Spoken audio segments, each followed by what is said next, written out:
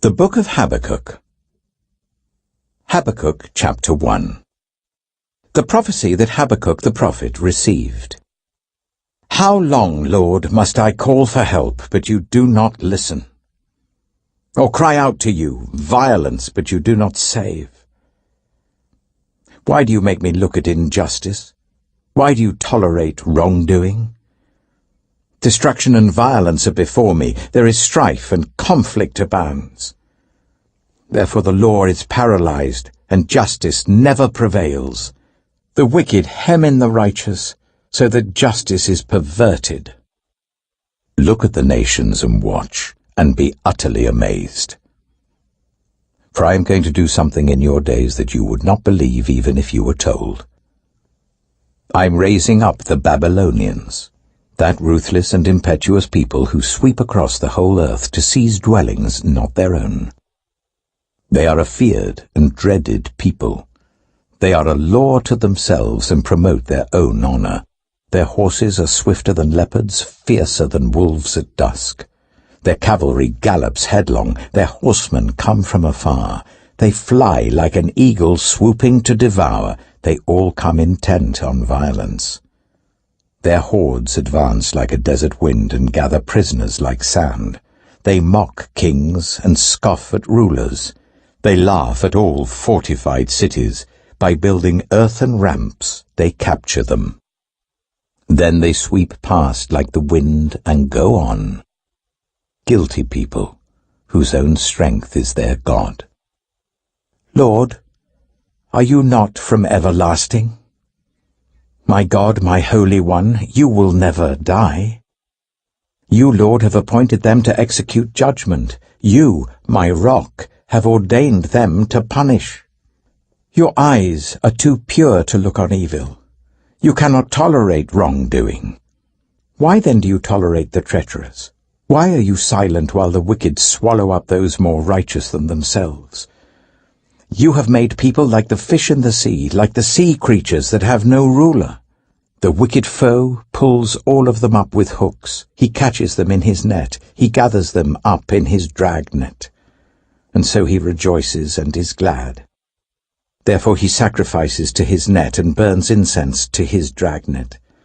For by his net he lives in luxury and enjoys the choicest food. Is he to keep on emptying his net, destroying nations without mercy? Habakkuk chapter 2. I will stand at my watch and station myself on the ramparts. I will look to see what he will say to me, and what answer I am to give to this complaint. Then the Lord replied, Write down the revelation and make it plain on tablets, so that a herald may run with it. For the revelation awaits an appointed time.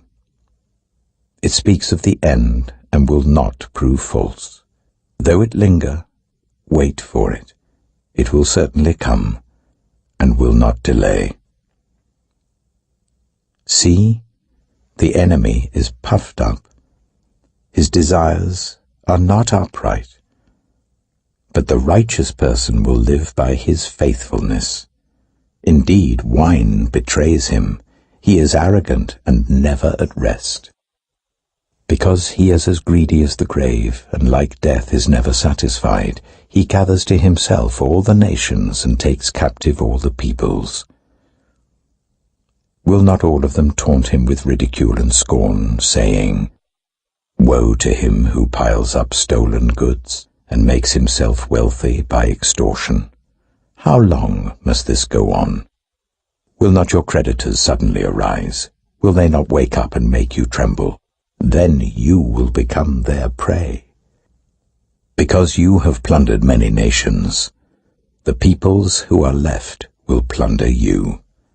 For you have shed human blood, you have destroyed lands and cities and everyone in them. Woe to him who builds his house by unjust gain, setting his nest on high to escape the clutches of ruin. You have plotted the ruin of many peoples, shaming your own house and forfeiting your life. The stones of the wall will cry out, and the beams of the woodwork will echo it. Woe to him who builds a city with bloodshed and establishes a town by injustice. Has not the Lord Almighty determined that the people's labor is only fuel for the fire, that the nations exhaust themselves for nothing? For the earth will be filled with the knowledge of the glory of the Lord, as the waters cover the sea. Woe to him who gives drink to his neighbors, pouring it from the wineskin till they are drunk, so that he can gaze on their naked bodies. You will be filled with shame instead of glory. Now it is your turn. Drink, and let your nakedness be exposed. The cup from the Lord's right hand is coming round to you, and disgrace will cover your glory.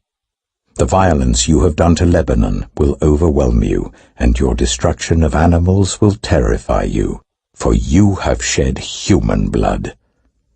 You have destroyed lands and cities, and everyone in them.